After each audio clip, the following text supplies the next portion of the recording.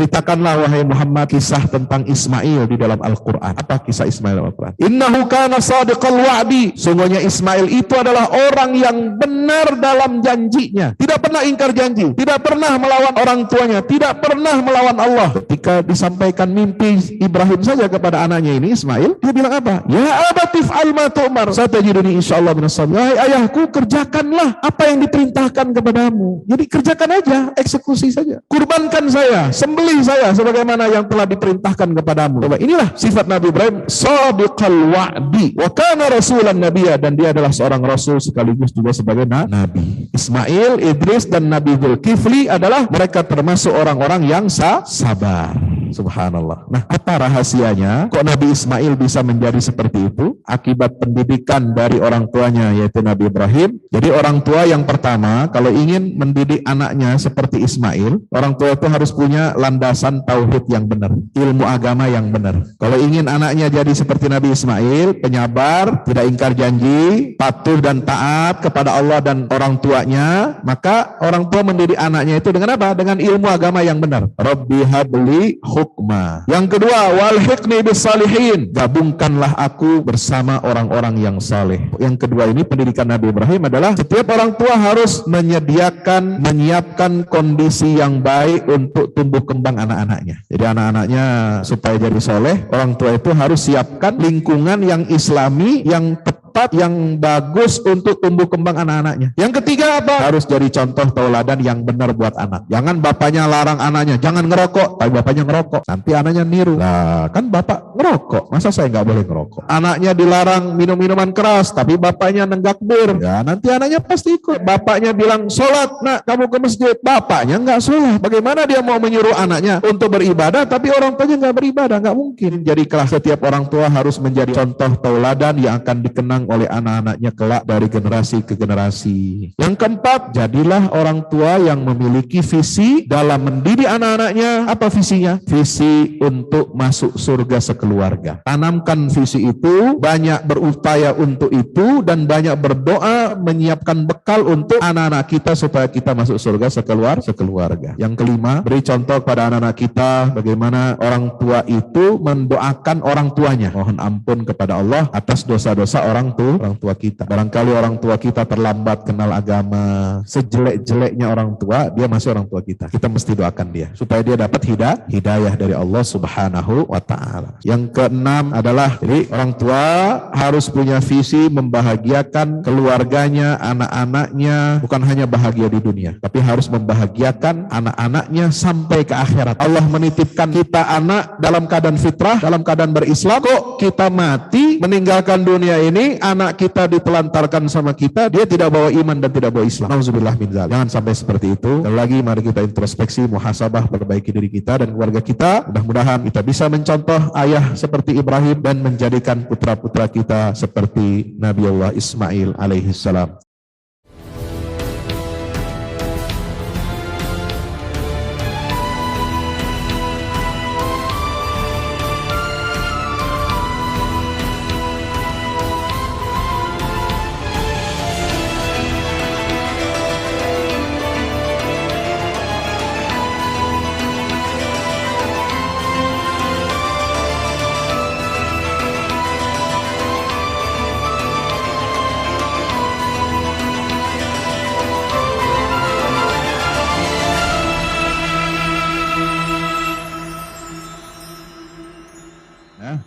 Assalamualaikum warahmatullahi wabarakatuh. Alhamdulillah rabbil alamin wal aqibatu lil muttaqin wala udwana illa 'alal zalimin. Asyhadu an la ilaha illallahul malikul haqqul mubin wa asyhadu anna Muhammadan abdullahi wa rasuluhul mab'utsu rahmatan lil alamin. Allahumma shalli wa sallim wa barik wa karrim ala nabiyyina wa syafi'ina wa maulana Muhammadin wa ala alihi wa ashabihi wa man tabi'ahum bi ihsanin ila yaumiddin. Subhanaka la ilma lana illa ma 'allamtana innaka antal alimul hakim wa qur rabbi zidni ilma warzuqni fahma. Yang sama-sama kita hormati seluruh jamaah Masjid Baitul Ma'mur, terutama kepada para peserta pengajian remaja dan pemuda yang insya Allah mudah-mudahan kita doakan generasi muda kita menjadi generasi yang saleh dan salihah. Amin ya rabbal alamin. Menjadi dzurriyyatan thayyibah, menjadi generasi keturunan yang cakap, yang dapat melanjutkan nilai-nilai ataupun mengestafetkan nilai-nilai keimanan kepada Allah Subhanahu wa taala. I apologize to you all of you because I am not native in English. I can speak English properly because I'm born in Jakarta, but if you talk with me with Arabic, I can talk with you like water. You know, water? Water in keran. Water in keran. In English, I am little. Yeah, little in English. But, tapi nanti saya akan membawakan beberapa terjemah ayat ya yang diperlukan dalam bahasa Inggris ini. Terima kasih pada bapak-bapak dan ibu-ibu semua yang hadir di majelis yang mulia ini. Saya sangat senang bisa berada di tengah-tengah generasi muda Muslim yang ada di Masjid Baitul Ma'mur di Melbourne. Tadi saya simak dan saya videokan ya ketika Anda sholat Isya dipimpin oleh dipimpin oleh seorang remaja yang alhamdulillah bacaannya fasih, hafalannya juga cukup baik. Mudah-mudahan jadi contoh. Dan every moment if I visit to any country in the world, I make vlogs. I have YouTube channel. If you can search in engine YouTube, UFS official channel, not UFC. UFC is martial art, ultra fighting champion. No, I am UFS official channel is Ustadz Fahmi Salim official channel YouTube. Di situ ada ada playlist yang khusus tentang perjalanan saya baik di dalam negeri maupun di luar negeri ya. Itu playlist judulnya Musafir Dakwah. Selain juga adik-adik semua bisa juga Bapak Ibu bisa menyimak tausiah-tausiah baik yang singkat maupun yang panjang, kajian-kajian yang panjang dengan tema yang sangat beragam ya, tentang tazkiyatun nafas, penyucian jiwa, tentang khutbah Jumat ya, yang alhamdulillah khutbah Jumat selama 2 tahun terakhir ini sudah saya bukukan ya menjadi sebuah buku. Ini semua dari YouTube channel. Ya, orang kalau di YouTube mungkin hanya melihat, mendengar, mungkin kurang begitu masuk. Tapi kalau kita baca, menjadi warisan, legacy buat generasi penerus kita, insya Allah ini bisa menjadi bahan literasi bacaan Islam untuk anak-anak kita. Karena materi khutbah Jumat ini yang saya tulis, ya, dan bisa dilihat oleh Bapak Ibu semua, ini bukan hanya untuk materi ceramah atau khutbah saya, tapi disusun kurikulumnya untuk 1 tahun mengikuti urutan bulan-bulan Hijriah kalender Islam. Ya, I want to ask you all about the Islamic calendar. 12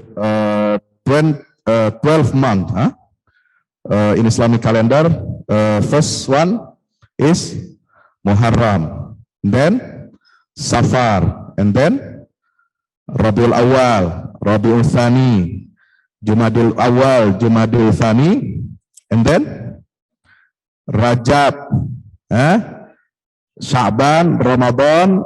Ramadan is 9th in tartib of month. Ramadan, Syawal, Zulqa'dah, Zulhijjah. 12 months of Islamic calendar, Islamic lunar calendar. not solar calendar. Jadi buku ini disusun untuk menjadi kurikulum keislaman, tema-tema keislaman kita agar lebih mengenal hari-hari besar Islam, mengenal tentang rukun iman, mengenal rukun Islam, mengenal tantangan kehidupan umat ya di zaman sekarang, ya tantangan liberalisme, isme-isme yang ada untuk membentengi anak cucu dan keluarga kita dari berbagai macam serangan-serangan pemikiran. Nah, Bapak Ibu yang dirahmati Allah Subhanahu wa taala, malam ini saya akan secara singkat dan padat menyampaikan materi tentang pentingnya kita menjadi orang tua atau ayah yang baik seperti Ibrahim dan menjadi anak yang baik seperti Ismail. Ibrahim di dalam Al-Quran disebut dengan ungkapan yang sangat indah. Ya, dalam banyak sekali ayat Al-Quran, ada 197 ayat, 197 verses in the Quran talk about Ibrahim alaihi salam. Do you know who Ibrahim? Who is Ibrahim? Ibrahim is the father of prophets in Islam, but he is not the first prophet. Okay? First prophet is Adam, and then Idris, Nuh, Hud, Saleh, Ibrahim, and then Ishak, Ismail, kemudian apa lagi? Yakub, Yusuf, Yunus, Ayub, Shu'aib, ya, Lut, itu termasuk sampai Nabi Musa dan Isa alaihi salam.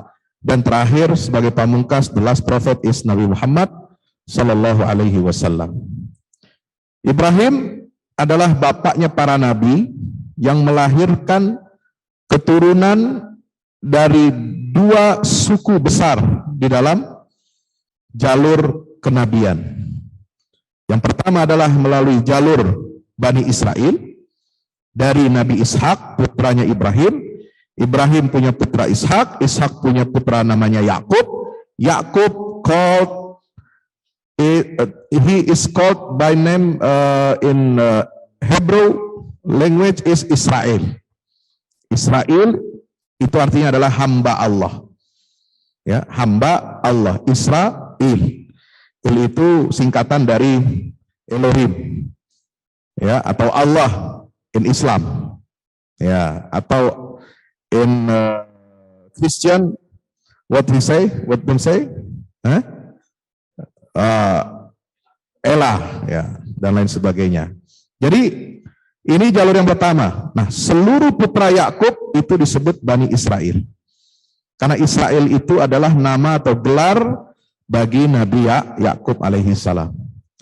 Ada yang bertanya, Pak Ustadz, apa hubungannya negara Israel dengan Israel Nabi Yakub? Nggak ada hubungan. So, you can condemn, you can apa? Melaknat itu apa bahasa Inggrisnya? Curse. Israeli state, ya. Yeah, I talk this topic, then they call me maybe anti-Semitic, ya. Yeah. But no worry, Anda boleh melaknat Israel dalam pengertian negara Israel yang ada sekarang, bukan dikaitkan atau dihubungkan dengan Israel gelar bagi Nabi Yakub alaihi salam. Kenapa? Karena tidak ada hubungannya antara Israel, hamba Allah, pilihan Allah, Nabi Allah, Rasul utusan Allah subhanahu wa ta'ala, putranya Ishak, putra Ibrahim, artinya dia cucu Nabi Ibrahim. Tidak ada hubungan sama sekali dengan negara Israel yang saat ini kita kenal dengan gerakan Zionisme yang rasis, yang anti terhadap kemanusiaan, yang menerapkan sistem apartheid, ya, yang menjajah dan banyak menistakan, ya, bangsa Palestina, terutama umat Islam di Palestina. Mereka menistakan dan menodai Masjidil Aqsa dan situs-situs suci umat Islam, juga situs-situs yang dianggap sakral dan suci bagi umat Kristiani. Itu tidak ada hubungannya. Kalau Nabi Yakub adalah nabi yang soleh, ya, nabi yang memiliki sifat sabar. Fasabrun jamil, wallahul musta'anu ala ma tasifun. Ada 2 ayat di dalam surat Yusuf memberikan sifat kalau kamu mau bersabar, bersabarlah seperti Nabi Yakub. Ayat 18, ayat 83 menyatakan demikian. Fasabrun jamil, wallahul musta'anu ala ma tasifun. Betapa sabarnya Nabi Yakub mendidik anak-anaknya.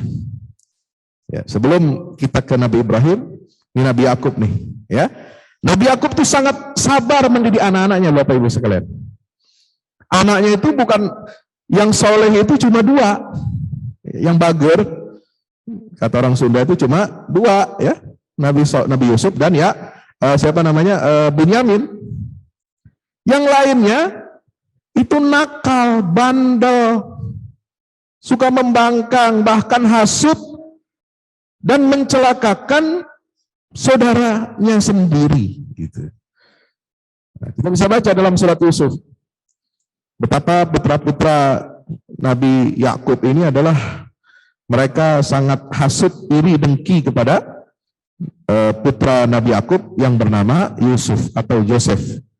Kalau kita baca tradisi biblikal, ya, Torah dan Injil. Nah, sisi lain, selain dari keturunan Bani Israel jadi Bani Israel ini dari Nabi Yakub, Yusuf, terus ada nabi-nabi yang lain di kalangan Bani Israel, termasuk Zakaria, Yahya, ya, Musa sebelumnya, Isa terakhir itu adalah mereka dari keturunan Bani Israel.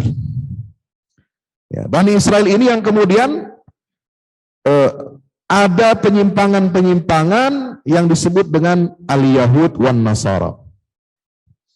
Ya, itulah yang mengapa Allah mengatakan dalam firman-Nya ketika kita setiap hari sholat berdoa kepada Allah, ihdinas siratal mustaqim, siratal ladzina an'amta 'alaihim ghairil maghdubi 'alaihim waladdallin. Amin. Ya. Itu wajib dibaca nggak di dalam sholat? Wajib, karena surat Al-Fatihah. Tidak sah orang sholat kalau nggak baca surat Al-Fatihah. Bagaimana kalau kelupaan? Ya harus ngulang. Ya, harus ngulang. Ya, wajib dibaca. Apalagi sholat imam memimpin jamaah itu dengan sholat yang dibaca jahar atau sar. Ada 2 pendapat kalau imam baca sholat Fatihah itu jahar. Ya, ada 2 pendapat. Ada yang pertama mengatakan makmum boleh atau perlu, masih wajib membaca surat Al-Fatihah. Yang kedua, ada pendapat yang mengatakan bacaan imam sudah cukup untuk dibaca oleh makmum. Jadi kalau makmum nggak baca, hanya mendengarkan, tapi dengerin ya. Jangan tidur gitu ya, jangan colek kiri kanan temennya begitu. Jangan bermain-main. Kita dengarkan bacaan imam itu dengan baik. Nah, itu dianggap sudah cukup bagi seorang makmum. Dia tidak baca Fatihah lagi, nggak masalah.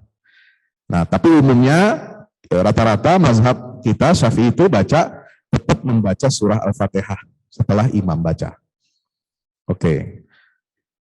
Doa ini sangat penting. Ihdinas siratal mustaqim. Dan ini akan membagi, ya. Ya Allah, tunjukkan kami ke jalan-Mu yang lurus. Apa jalan yang lurus? Jalan siratul ladzina an'amta 'alaihim, jalan orang-orang yang Kau berikan nikmat kepada mereka. Itu ada para nabi dan rasul. Jalannya mereka nabi dan rasul. Jalannya para siddiqin, syuhada dan salihin. Nah, ini jalan orang-orang yang baik. Yang di dalam Al-Quran, para nabi dan orang-orang saleh itu pun bisa jadi ada di antara anaknya yang menyimpang. Tahu menyimpang? Ya, istilahnya tidak mengikuti kesalehan bapaknya. Nah, itu. Di antaranya siapa?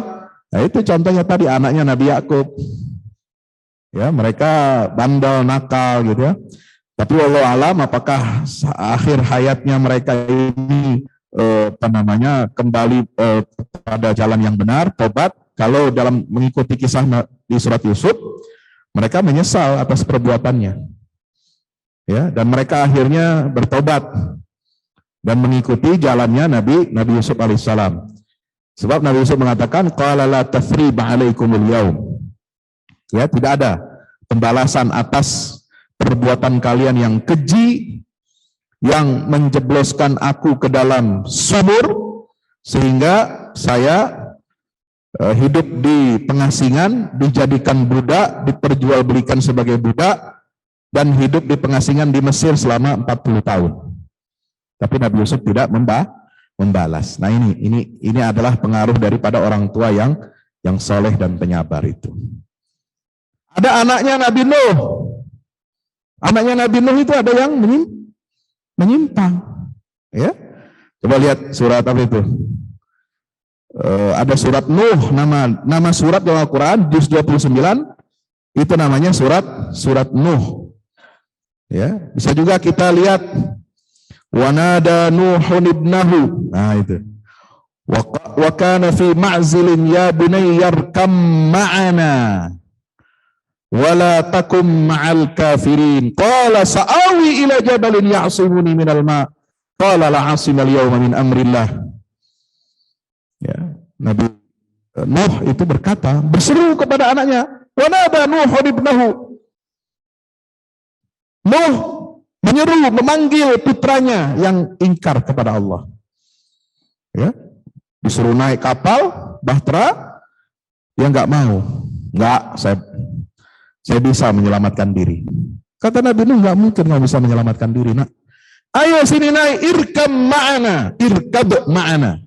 Nah, nanti adik-adik para pemuda ini nanti kalau baca Quran surat Hud, ya, itu baca irkab, tulisannya irkab ma'ana, tapi dibacanya ba yang sukun itu tidak dibaca, ya.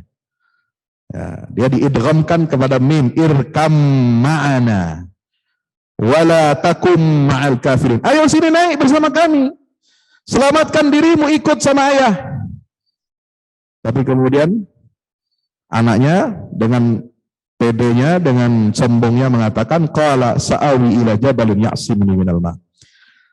Ya, saya tidak mau ikut ayah. Ayah punya jalan sendiri, saya punya jalan sendiri. You have your path, I have my path, ya, the other path. Ya, saya nggak mau ikut jalannya ayah. Nah, ini anak yang membangkang. Jadi jangan sampai orang tua salah asuh, salah mendidik anak, ya, jadi anak seperti Nabi Nuh. Ya. Apa Nabi Nuh salah dalam mendidik anak? Enggak. Apa Nabi Nuh bukan ayah yang baik buat anaknya? Tidak. Nabi Nuh itu ayah yang baik untuk anaknya, penyabar, memberikan ajaran agama kepada anaknya, mengajak anaknya, berdakwah kepada anaknya untuk ikut ke jalan Allah Subhanahu wa Ta'ala. Tapi anaknya ini yang membangkang, malah nggak mau, karena dipengaruhi oleh lingkungannya, oleh orang-orang musyrik yang ada di zaman itu, sehingga dia tidak mau ikut seruan bapaknya. Nah, oleh sebab itu, kalau kita baca kisah tentang Nabi Nuh, jangan kita menyalahkan Nabi Nuh, ya. Nabi Nuh itulah ujian dari Allah. Ada orang soleh, anaknya tidak soleh. Kok bisa Pak Ustadz? Padahal bapaknya sudah ngajarin. Itu sebenarnya ujian dari Allah. Untuk memperlihatkan kepada kita, membuktikan kepada kita, bahwa iman itu nggak bisa diwarisin. Ya, iman itu nggak bisa kita hanya bisa menanamkan, kita hanya bisa mengajarkan, tapi istiqomah atau tidaknya iman pada anak-anak kita itu tidak taken for granted. You know, taken for granted, ya. Tidak ada jaminan. Nggak ada jaminan. Itu artinya apa? Anak ini nanti yang harus mandiri, anak ini yang harus berusaha menjaga keimanannya. Ya, orang tua hanya bisa berikhtiar, kan? Orang tua hanya bisa mengajar, orang tua hanya bisa mendoakan. Tapi nanti yang akan menentukan masa depan anak kita, itu yang mereka sendiri. Ya. Makanya harus banyak-banyak hati-hati itu sama anak itu. Ya. Makanya Rasulullah mengajarkan kepada kita, mendidik anak itu harus sabar, mendidik anak ini harus memiliki landasan yang kuat. Nanti sebagaimana Nabi Ibrahim, nanti saya bacakan ayatnya bagaimana Ibrahim itu berhasil mendidik putranya Ismail. Ya, Allah ingin membuktikan, jangankan Nabi Nuh, Nabi Adam saja, Nabi pertama, Rasul pertama, anaknya saja ada yang membunuh saudaranya sendiri. Itu loh. Di surat apa itu? Ceritanya surah Al-Maidah. Ya, ada suratnya itu. Ketika bicara tentang apa? Syariat qisas, ya. Dalam Islam, al-ainu bil aini wal anfu bil anfi wal udhuna bil udhuni was sinna bis sinni wal juruha qisas. Ya, itu ayat sebelumnya itu bercerita tentang siapa? Kisah saudaranya, anak saudara anak daripada Nabi Adam. Itu dua bersaudara ini, Qabil dan Habil. Ya, kalau ceritanya sih, kalau cerita Israiliyatnya itu anak rebutan perempuan, tapi wallahu alam. Apakah benar seperti itu? Karena cerita Israel saya tidak percaya. Katanya Qabil punya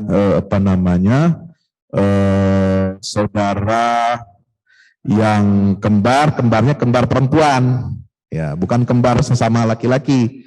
Jadi kembarnya laki perempuan. Ya, Qabil itu saudara perempuannya itu jelek, Habil saudara kembar perempuannya itu cantik. Nah, ada aturan waktu itu katanya, ini menurut Israiliyat ya, not my version, itu Israeli version, mengatakan bahwa ada aturan bahwa saudara kandung tidak boleh menikah dengan saudara kembarannya, dia harus disilang.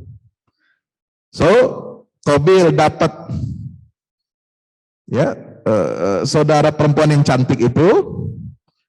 Nah, Habil terbalik, Habil dia dapat saudaranya kembarannya si Qabil gitu. Nah, maka dia nggak puas gitu. Nah, saya tidak percaya cerita itu. Karena itu versi Israiliyat, ya. Dan Al-Quran tidak merinci. Yang wajib kita percaya adalah ketika Allah mengatakan, persoalan itu adalah ketika Allah meminta kepada dua anak Adam itu untuk mempersembahkan kurban. So, kita sekarang ini akan melaksanakan ibadah apa? Ibadah kurban. Ya.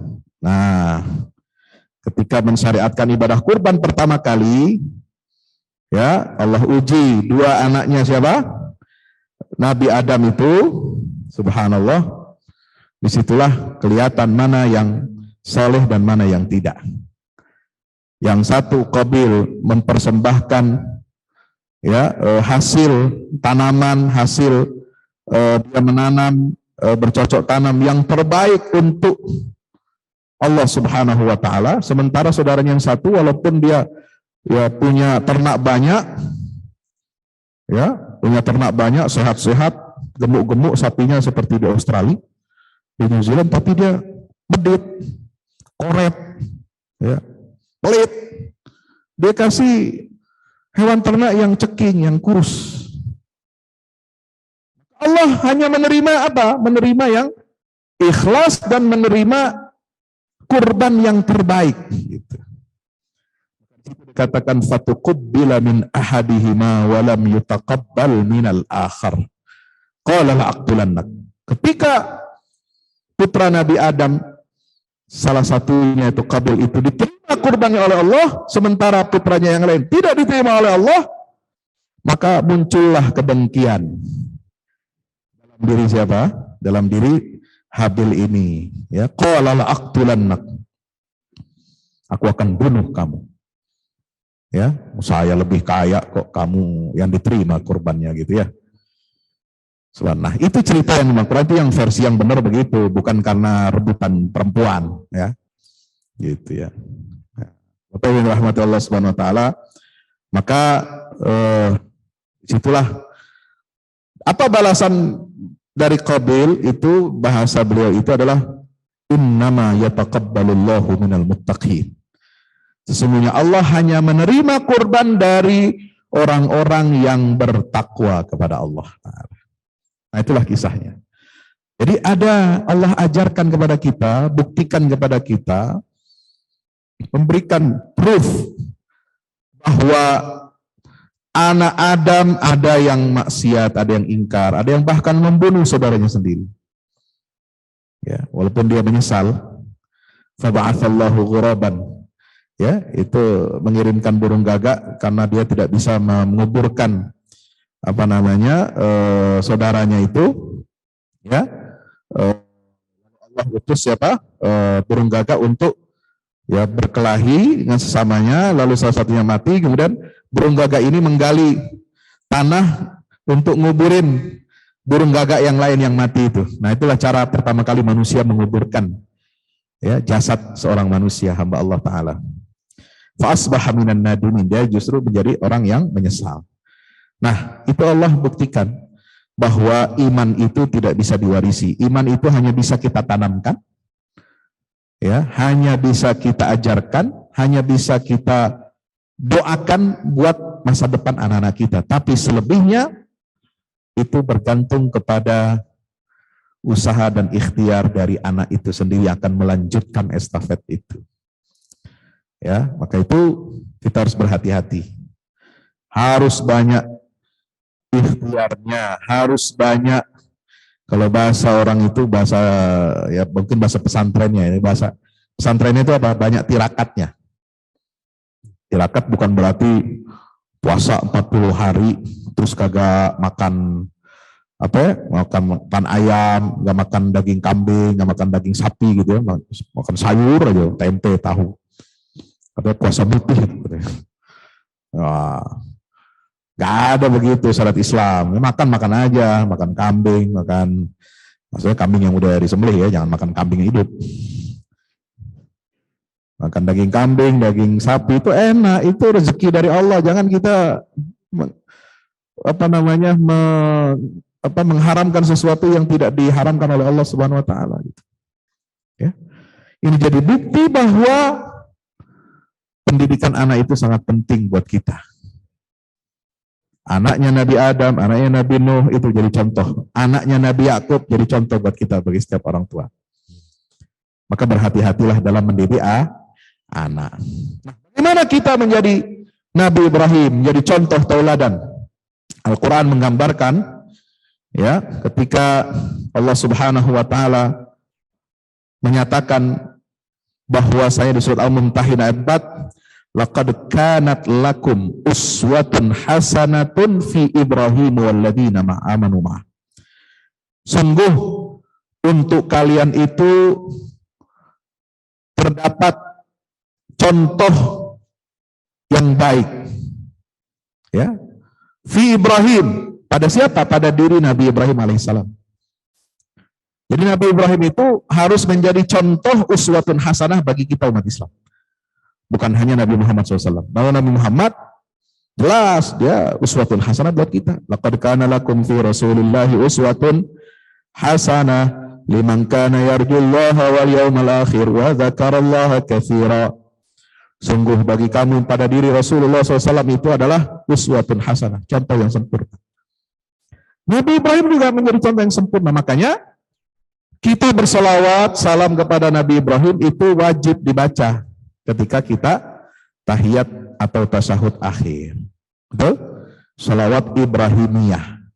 Allahumma salli ala Muhammad wa ala ali Muhammad kama sallaita ala Ibrahim wa ala ali Ibrahim wa barik ala Muhammad wa ala ali Muhammad kama barakta ala Ibrahim wa ala ali Ibrahim fil alamin innaka Hamidun Majid. Harus dibaca, itu wajib. Seperti baca surat Al-Fatihah. Ya, baca surat Al-Fatihah. Kalau nggak dibaca nggak sah sholatnya. Baca surat Ibrahimiyah itu. Sama dengan ihdinas siratal mustaqim, siratal ladzina an'amta alaihim. Kalau nggak kita baca nggak sah. Nah, an'amta alaihim, orang yang soleh, orang tua yang soleh masuk situ, anak yang soleh masuk situ. Ghairil maghdubi alaihim waladhdallin, bukan jalan orang yang dikutuk oleh Allah, dimurkai oleh Allah, dan jalan orang yang tersesat. Nah, siapa yang dikutuk atau dilaknat oleh Allah, dimurkai oleh Allah, dan yang tersesat? Mereka adalah Yahudi dan Nasrani yang masih merupakan anak cucu dari Bani Israel. Jadi di sini ada garis pemisah antara iman dan kufur. Ya, apa pesannya? Kalau kita ingin beriman, contoh suratul ladzina an'amta alaihim.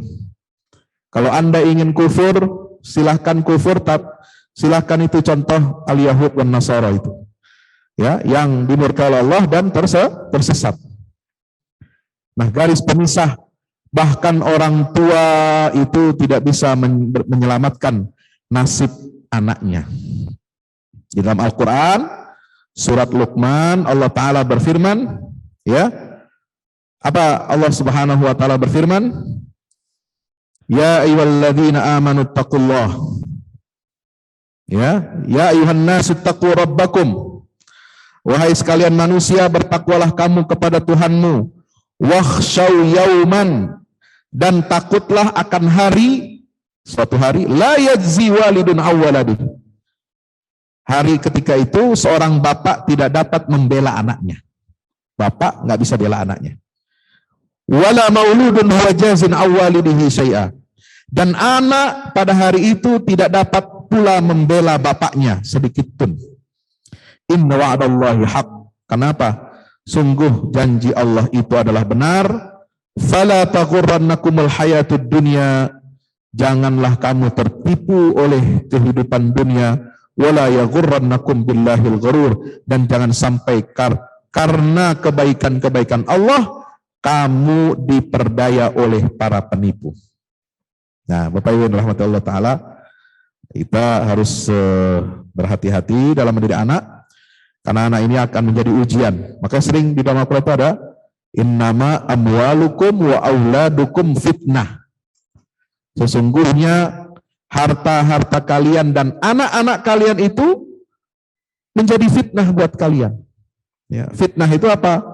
Bukan fitnah kita melontarkan tuduhan keji kepada orang, bukan. Tapi fitnah itu adalah ujian. Ujian iman itu. Maka ujian terberat bagi seorang bapak dan ibu adalah anaknya. Ya, sebagaimana ujian terberat Allah berikan kepada Nabi Adam dan Nabi Nuh, yaitu pada siapa? Anaknya.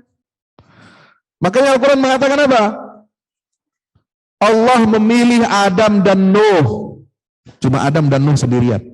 Innallaha astafa Adam wa Nuhan. Itu. Ketika menyebut Nabi Adam dan Nabi Nuh, hanya menyebut nama dia sendirian, enggak menyebut keluarganya. Wa ala Ibrahim wa ala Imran 'alal alamin. Beda dengan Ibrahim. Ibrahim disebut oleh Allah bahwa dia dipilih oleh Allah bersama keluarganya. Ya, Allah memilih keluarga Ibrahim dan keluarga Imran. Maka itu coba lihat bagaimana cara Nabi Ibrahim mendidik putra-putranya, ya. Nah, ini bisa kita lihat di dalam surat apa? Ali Imran ayat 33 sampai 34. Kemudian surat Ibrahim ya, ayat 35 sampai 41. Rabbi ja'al hadzal balada amina wajnubni wa baniya an na'budal asnam. Doanya Nabi Ibrahim apa, Bapak Ibu?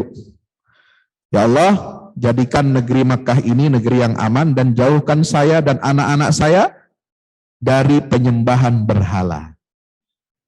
Nah, ini doanya. Jadi doa Nabi Ibrahim yang paling hebat itu adalah mendoakan dirinya dan putra-putranya jangan sampai menyembah berhala. Apalagi doa Nabi Ibrahim. Ini doa. Jadi Nabi Ibrahim itu menyampaikan visi misi pendidikan anak keluarganya itu dengan apa? Dengan cara berdoa. Karena doa itu kan harapan.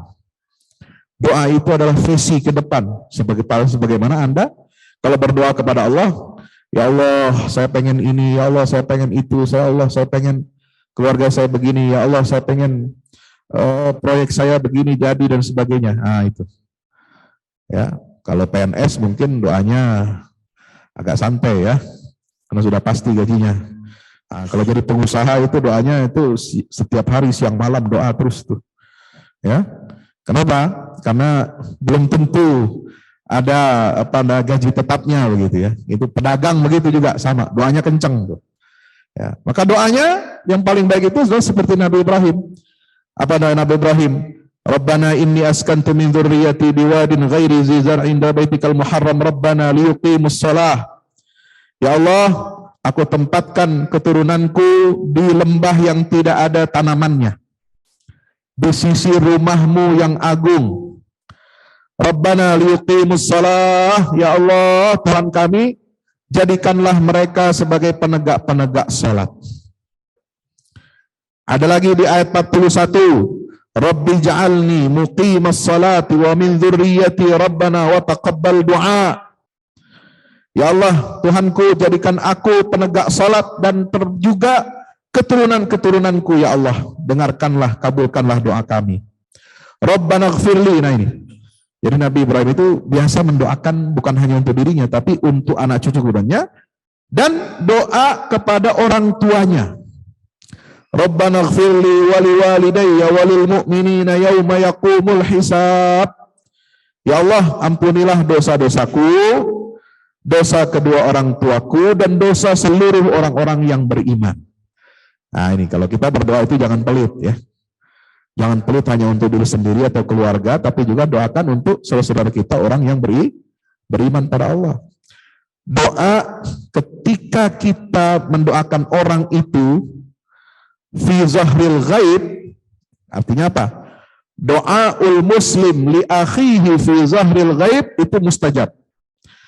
Misalnya saya ya ketika berdoa saya sisipkan doa untuk siapa? Saudara saya, Kang Pedi, Kang Aji, satu-satu saya sebut namanya. Ya Allah, berikan ini, kelancaran ini, kemudahan rezeki, keberkahan keluarganya. Saya sebut namanya. Dia nggak tahu kalau saya doain dia. Ya. Ini sahabat-sahabat saya nggak tahu kalau saya doakan dia. Kalau sujud, kalau tahajud atau apa, ya. Nah itu doa yang paling mustajab, kata Nabi SAW. Dan orang yang mendoakan saudaranya itu diaminkan oleh malaikat. Walaka misluh, kamu juga akan mendapatkan doa yang sama seperti itu. Nah, jadi jangan lupa doakan diri sendiri, doakan keluarga, doakan orang lain. Ya, insya supaya hajat kita dipenuhi oleh Allah. Sebagaimana kita mendoakan untuk orang lain, saudara kita hajatnya dipenuhi Allah, maka Allah akan membalas setiap hajat doa yang ada dalam doa kita dikabulkan oleh Allah Subhanahu wa taala. Nah, itu salah satu wasilah supaya doa kita ini diijabah oleh Allah Subhanahu wa ta'ala. Insya Allah. Berikutnya, ini. Ya. Rabbi habli minas salihin, surat As-Saffat ayat 100. Ya Allah Tuhanku, karuniakanlah aku keturunan dari orang-orang yang saleh. Ya, fabasyarnahu bi ghulamin halim. Maka kemudian kami berikan kabar gembira kepada Ibrahim, yaitu lahir seorang putra yang sangat penyabar, penyantun, halim. Ya. Kemudian ada lagi doa Nabi Ibrahim alaihissalam. Ya, ini bagaimana cara beliau mengajak, ya, menuntun, mendidik anak-anaknya. Itu perhatian Nabi Ibrahim kepada putra-putranya ini sangat luar biasa, disebutkan di dalam banyak ayat dalam Al-Quran ketika berbicara tentang wasiat Nabi Ibrahim alaihissalam. Apa wasiatnya Nabi Ibrahim alaihissalam? Idh qala lahu rabbuhu aslim, qala aslamtu lirabbil alamin. Ketika Allah berfirman kepada siapa? Nabi Ibrahim, aslim, wahai Ibrahim, tundukkanlah, pasrahkanlah dirimu kepada aku, kata Allah. Qala, apa jawab Nabi Ibrahim? Aslamtu lirabbil alamin. Aku telah menyerahkan diriku semua untuk Tuhan semesta alam. Maka kemudian wa wassa biha Ibrahim banihi wa Ya'qub ya baniya innallaha astafa lakumuddin fala tamutunna illa wa antum muslimun.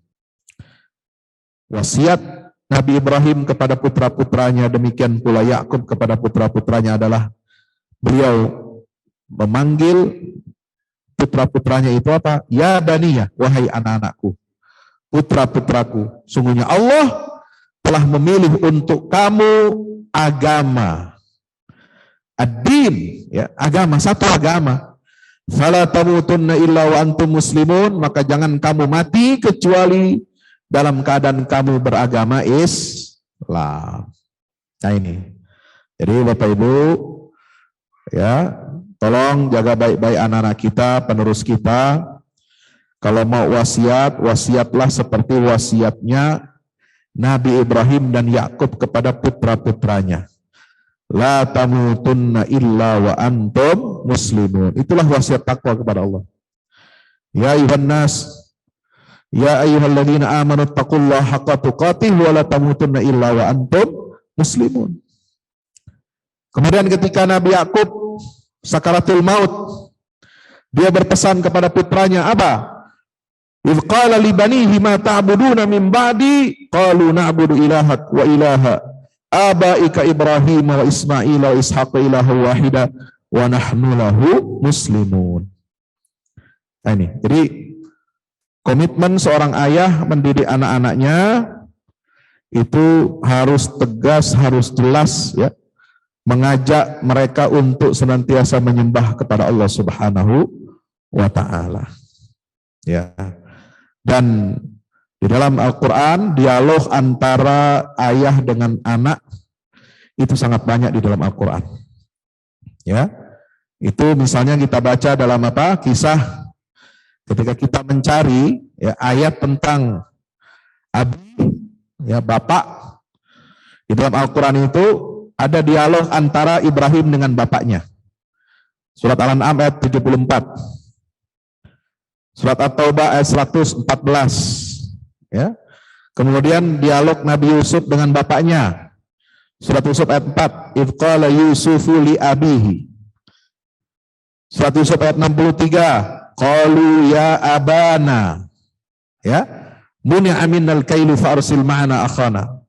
Dan surat Maryam, dialog Nabi Ibrahim. Idz qala li abihi ya abati lima ta'budu ma la yasma' wa la yubsir wa la yughni anka syai'a. Surat Al-Anbiya 52, idz qala li abihi wa qaumihi. Nabi Ibrahim berkata kepada ayahnya dan kaumnya, ya. Banyak sekali, ya. Bapak Ibu yang dirahmati Allah Subhanahu wa taala, maka terakhir, ya, bagaimana kita menjadikan anak-anak kita anak kita itu seperti Ismail. Jadi kita mendidik anak kita seperti Ibrahim, dan anak kita yang kita didik itu bisa menjadi seperti Nabi Ismail. Apa Nabi Ismail? Sifatnya di dalam Al-Quran, dia itu adalah seorang yang penyabar. Ya, itu disebutkan dengan istilah, ya, ghulamun halim.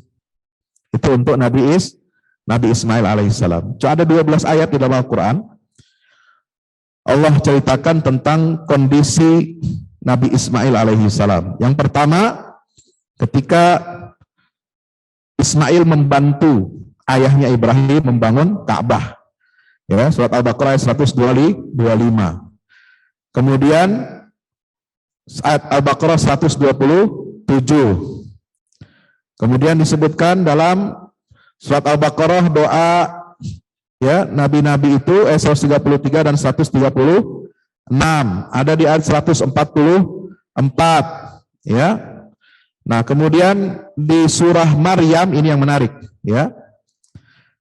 Di surat Al-An'am, surat Al-An'am, ya, itu disebutkan tentang sosok Ismail itu, wa kullan faddalna 'alal 'alamin. Ya, mereka adalah nabi-nabi yang telah, ya, dilebihkan daripada umat seluruh alam pada masanya. Ya. Nah, di surat Maryam ayat 54 Allah menyebut Nabi Ismail dengan sifat bagaimana? Wazkur fil kitabi Ismail innahu kana shadiqal wa'di wa kana rasulan nabiyya. Ceritakanlah wahai Muhammad kisah tentang Ismail di dalam Al-Quran. Apa kisah Ismail dalam Al-Quran? Innahu kana sadiqal wa'di. Sungguhnya Ismail itu adalah orang yang benar dalam janjinya. Tidak pernah ingkar janji. Tidak pernah melawan orang tuanya. Tidak pernah melawan Allah. Ketika disampaikan mimpi Ibrahim saja kepada anaknya ini, Ismail, dia bilang apa? Ya abatif alma tu'mar. Satajiduni insyaallah minas sabirin. Wahai ayahku, kerjakanlah. Ya. Apa yang diperintahkan kepadamu. Jadi kerjakan aja, eksekusi saja. Gak usah banyak tanya, gak usah banyak khawatir, gak usah ragu. Ya. Kurbankan saya, sembelih saya, sebagaimana yang telah diperintahkan kepadamu. Coba, inilah sifat Nabi Ibrahim, sadiqal wa'di. Wa kana rasulan nabiyya, dan dia adalah seorang rasul sekaligus juga sebagai nabi.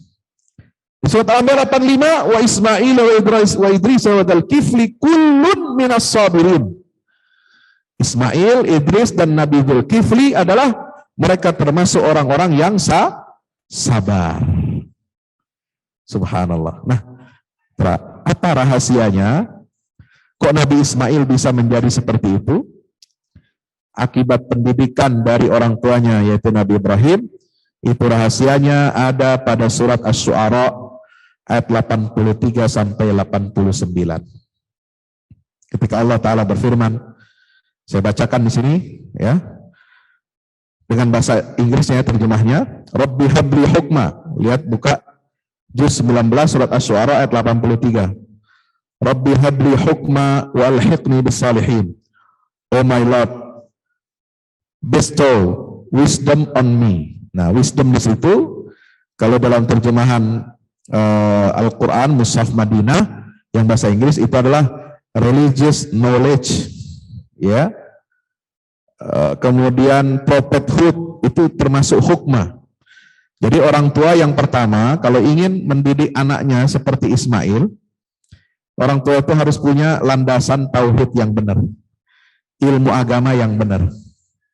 Ya, kalau ingin anaknya jadi seperti Nabi Ismail, penyabar, tidak ingkar janji, patuh dan taat kepada Allah dan orang tuanya, maka orang tua mendidik anaknya itu dengan apa? Dengan ilmu agama yang benar. Rabbi habli hukma. Yang kedua, walhiqni bis salihin, and join me with the righteous. Artinya apa? Gabungkanlah aku bersama orang-orang yang saleh. Pesannya apa dari yang kedua ini, pendidikan Nabi Ibrahim adalah setiap orang tua harus menyiapkan kondisi yang baik untuk tumbuh kembang anak-anaknya. Ya, jadi anak-anaknya supaya jadi soleh, orang tua itu harus siapkan lingkungan yang islami, yang tepat, yang bagus untuk tumbuh kembang anak-anaknya. Ya, kalau orang tuanya ngajarin agama tapi lingkungannya nggak pas, ya, lingkungannya banyak maling, banyak copet, banyak begal, banyak LGBT, ya itu ikut-ikutan anaknya nanti. Maka pilih lingkungan yang tepat, sekolah yang tepat, ya, kurikulum yang benar, jangan kurikulum yang ngaco, mengajarkan tauhid, campur-campur sesajen lagi, ya, salam 5 agama. Assalamualaikum, salam sejahtera, salam kebajikan, Om Swastiastu, nama budaya.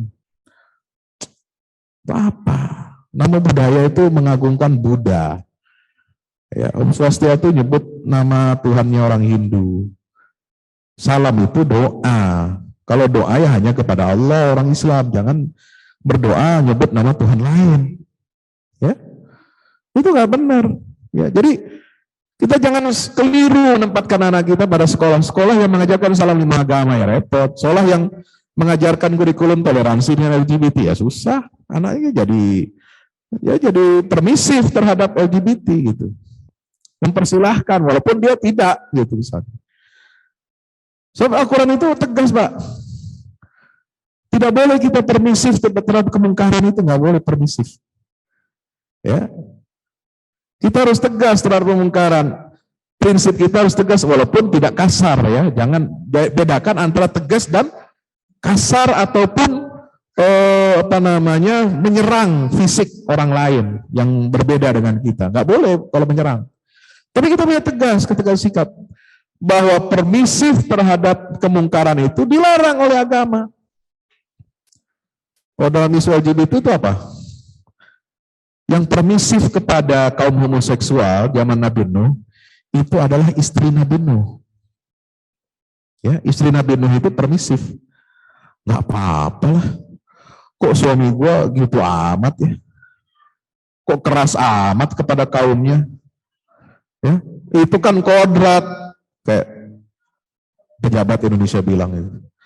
Ya, itu kan kodrat, itu kan fitrah, itu nature, bukan culture gitu ya. Itu wajar ya. Kita nggak boleh mendiskriminasi mereka, ya. Kita nggak boleh menentang atau melawan fitrah yang mereka miliki itu dari Tuhan katanya. Nah, itu sikap permisif. Nah, zaman dulu itu yang permisif itu ketika Nabi Lut berdakwah itu ya istrinya. Ya. Nah, istrinya ini membocorkan rahasia kenapa ada tamu malaikat yang datang ke rumah Nabi Lut ya dalam wujud laki-laki yang gagah, yang ganteng, yang klimis, keren pokoknya. Ya. Bukan hanya perempuan yang berbesar, tapi juga bikin laki-laki juga nafsu gitu. Ya, makanya laki-laki itu harus ada kumisnya dan jenggotnya lah ya. Anak kita itu jangan klimis-klimis bersih gitu. Nah, itu mengundang juga itu. Ya. Minimal buat yang kaum mereka itu ya. Akhirnya apa? Didekati, dikasih rayuan dan sebagainya, dikasih materi dan sebagainya, akhirnya ikut. Karena mereka ini nanti akan mencari mangsa. Cari mangsa. Mungkin mereka awalnya bukan orientasinya tidak seperti LGBT. Tapi karena dia dikerjai oleh seniornya, dikerjai oleh orang tua, maksudnya bukan orang tua kandung, orang yang lebih tua dari dirinya, kemudian dia menjadi korban dan dia akan mendendam. Dia akan cari mangsa lagi baru untuk melampiaskan dendam syahwatnya. Nah itu, hati-hati kita. Ya. Maka itu harus kita menyiapkan lingkungan yang baik, yang kondusif buat anak cucu generasi kita. Yang kedua. Yang ketiga apa? Kata Allah, rahasia Nabi Ibrahim sukses mendidik putranya Ismail. Waj'alli lisana sidqin fil akhirin. Grant me honorable mention on the tongue of truth ya, among the latest generations. Jadi ya Allah, jadikanlah untukku buah tutur kata yang baik, yang akan terus dikenang, yang akan terus disampaikan dari generasi ke generasi berikutnya. Nah itu. Jadi orang tua ini apa? Harus jadi contoh tauladan yang benar buat anak. Ya. Anaknya melihat contoh yang benar. Ya, jangan bapaknya larang anaknya, jangan ngerokok, tapi bapaknya ngerokok. Nanti anaknya niru. Lah, kan bapak ngerokok, masa saya nggak boleh ngerokok?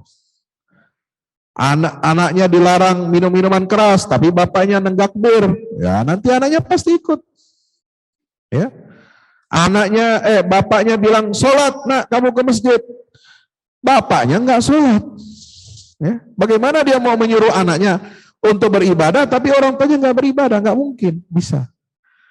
Jadi waj'alli lisana sidqin fil akhirin, jadilah setiap orang tua harus menjadi apa? Contoh tauladan yang akan dikenang oleh anak-anaknya kelak dari generasi ke generasi. Nah, kalau anak kita udah punya cucu, dia akan bilang ke cucu kita, nah, jadilah seperti kakekmu. Dulu kakekmu itu yang ngajarin ayah begini-begini. Ngajarin ayah ibadah, ngajarin ayah ke masjid, ngajarin ayah tarawih, ngajarin ayah baca Quran, ngajarin ayah rajin sedekah, ngajarin ayah untuk perhatian kepada fakir miskin. Nah, kamu harus ikut itu. contoh dari kakekmu. Itu yang diajarkan kakek ke ayah gitu. Jadi nanti anak ini akan cerita lagi begitu terus. Nah, jadilah kita sebagai orang tua yang mewariskan nilai-nilai ya kepada anak kita agar mereka punya pegangan. Ini anaknya perlu pegangan, perlu cerita yang nyata ya. True story, bukan hanya kabarnya, tapi true story memang orang tuanya mencontohkan, orang tuanya contoh dari bapaknya lagi, seperti itu terus menyambung dzurriyyatan ba'duha min ba'din. Yang keempat, waj'alni min warathati jannatin na'im. Ya Allah, jadikanlah aku termasuk orang-orang yang mewarisi surga yang penuh dengan kenikmatan.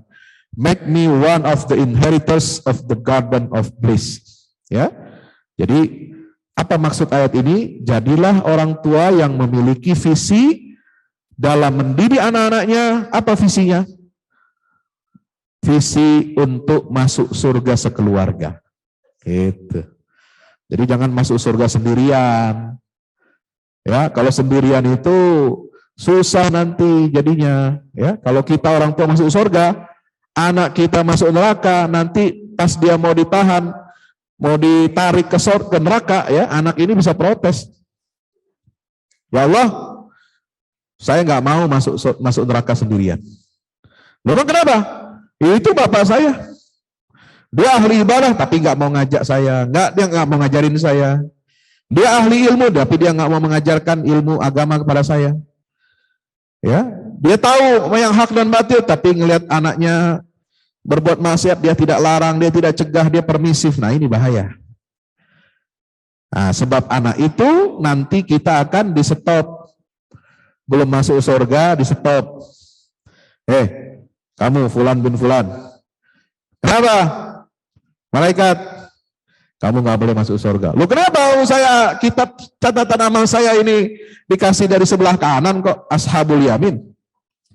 Saya berhak masuk surga dong. Enggak, kata malaikat. Kenapa? Sebabnya itu anak kamu mau masuk neraka, dia protes. Ya, enggak mau masuk neraka sendirian, dia mau bawa kamu masuk neraka. Nauzubillah min. Maka kita harus punya visi untuk masuk surga bersama-sama keluarga. Tanamkan visi itu, banyak berupaya untuk itu dan banyak berdoa menyiapkan bekal untuk anak-anak kita supaya kita masuk surga sekeluarga. Yang kelima, beri contoh kepada anak-anak kita bagaimana orang tua itu mendoakan orang tuanya.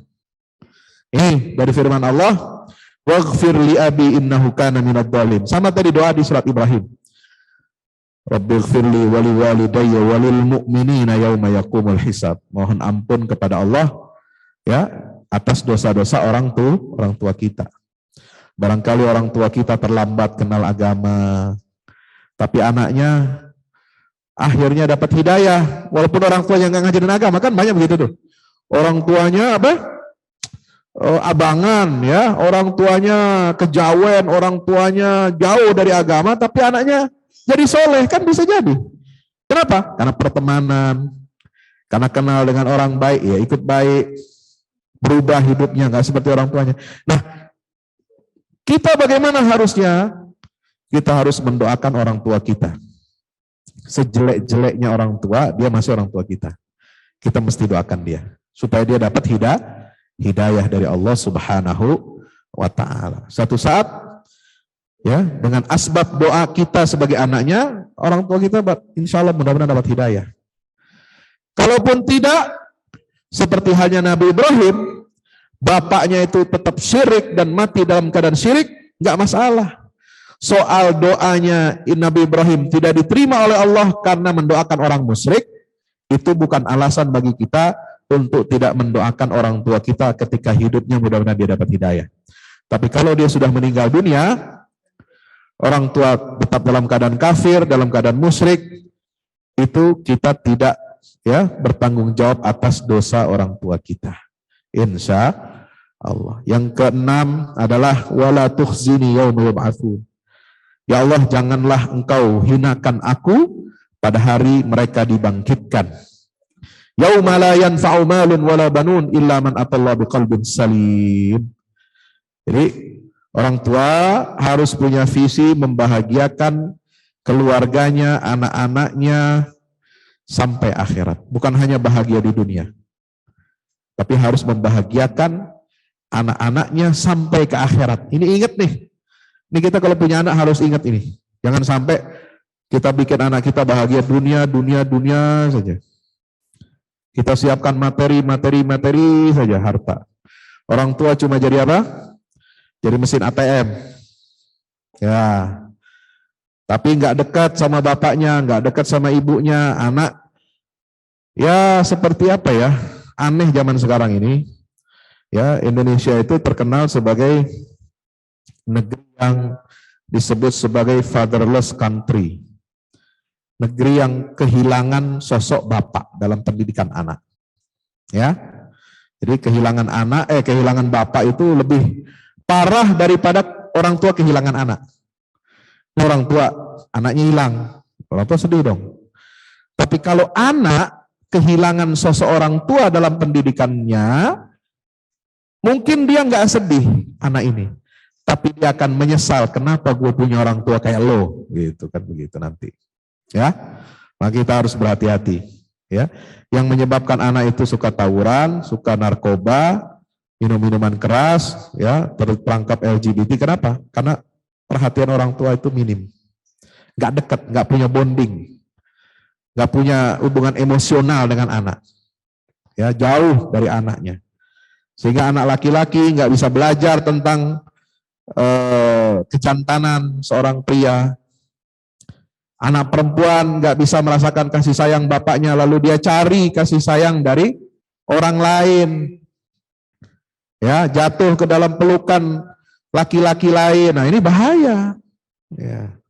Jadi orang tua itu jadi bapak itu jangan jaim, ya, harus merangkul anak, harus senang mencium kening anak, harus dekat sama anak, ngobrol sama anak. Ya, jangan kita sudah ada waktunya bicara ngobrol dengan anak sedikit, lalu kemudian tidak berkualitas. Ya, bapak ibunya kerja tiap hari, pergi pagi pulang sore. Ya, kalau di sini enak, nggak macet. Paling macet begitu-begitu aja dah. Ya, kalau di Jakarta, keluar rumah gelap, habis subuh masih gelap. Pulang ke rumah, sampai rumah udah gelap lagi malam. Anaknya dititip pembantu, anaknya dititip sama neneknya. Ya, yang perhatian mereka tidak sebesar orang tua. Sibuk cari dunia, udah weekend, waktunya dengan keluarga. Ketika santai-santai family time dengan keluarga, ya semuanya pada sibuk main HP, gitu ya. Ini ya sibuk main HP, nunggu pesan makanan main HP. Udah apa, nggak ada ngomong sama anaknya, nggak mau ngomong sama istrinya dan sebagainya. Maka itu kita harus punya komunikasi yang baik kepada anak-anak kita, jangan sampai terjerumus kepada hal-hal yang negatif. Ya, perhatikan alat komunikasi anak-anak kita, gadgetnya, karena ini gadget ini akan banyak mempengaruhi gaya hidup anak-anak kita. Orang tua harus lebih cerdas, lebih pandai dari anak-anaknya, ya, melindungi, memprotek anak-anaknya, jangan sampai dia mencari pencarian yang ada unsur seks, homoseksual, ya, atau perkelahian, atau yang berdarah-darah. Itu tolong disortir, difilter sama orang tua. Termasuk main game dan lain sebagainya. Harus dilihat gamenya. Jangan sampai anak kita suka game yang ada isinya kekerasan, ya, pencabulan, pegang kelamin yang ada di dalam itu. Di game itu ada hadiah, kalau itu menang bisa pegang meremas perempuan dan sebagainya. Ada yang model begitu. Nah, kita harus waspada, jaga anak kita, amanah titipan dari Allah, ya, dan kita akan dimintakan pertanggungjawaban oleh Allah seberapa baik kita menjaga amanah titipan dari Allah itu, ya, karena titipan dari Allah itu berat. Allah menitipkan kita anak dalam keadaan fitrah, dalam keadaan berislam, kok kita mati meninggalkan dunia ini, anak kita ditelantarkan sama kita, dia tidak bawa iman dan tidak bawa Islam. Nauzubillah min dzalik. Jangan sampai seperti itu. Ya, sekali lagi mari kita introspeksi, muhasabah, perbaiki diri kita dan keluarga kita. Mudah-mudahan kita bisa mencontoh ayah seperti Ibrahim dan menjadikan putra-putra kita seperti Nabi Allah Ismail alaihi salam. Aku qouli hadza astaghfirullah li wa lakum. Wassalamualaikum warahmatullahi wabarakatuh.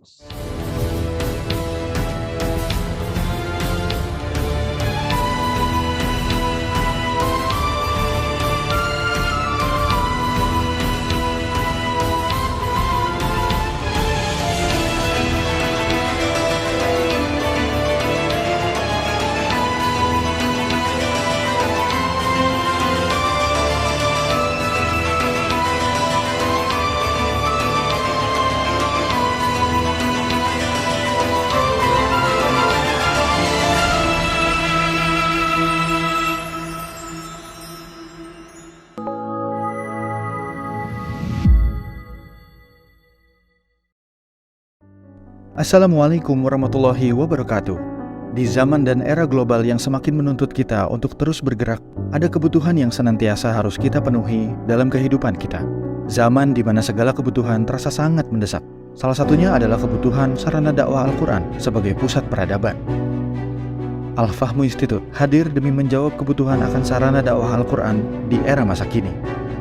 Kami melihat latar belakang yang ada untuk menjawab tuntutan seperti kebutuhan sarana dakwah Al-Quran yang meningkat di ibu kota, kebutuhan akan pusat pembibitan hafiz Al-Quran, kebutuhan pusat pengkajian Al-Quran, kebutuhan akan pusat dakwah kreatif berbasis Al-Quran, kebutuhan sarana media perekat umat Islam, ibu kota dan Indonesia, juga kebutuhan akan adanya sarana pusat kaderisasi guru tahfiz dan mufasir di ibu kota.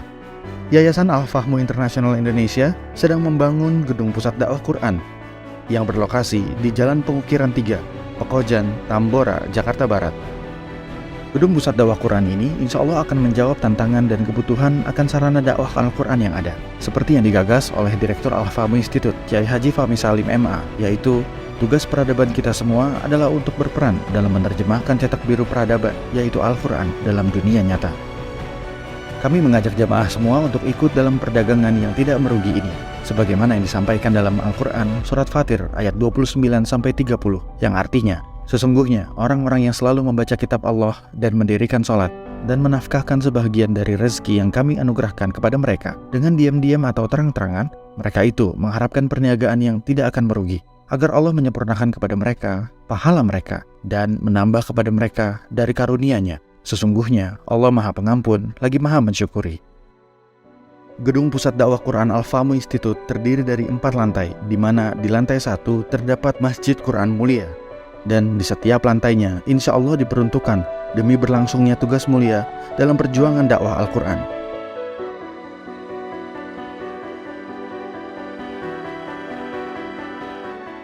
Berikut adalah rencana anggaran biaya yang dibutuhkan dalam pembangunan Gedung Pusat Dakwah Quran.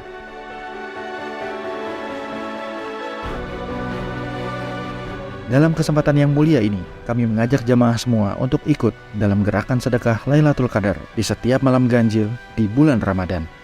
Salurkan melalui nomor rekening berikut ini.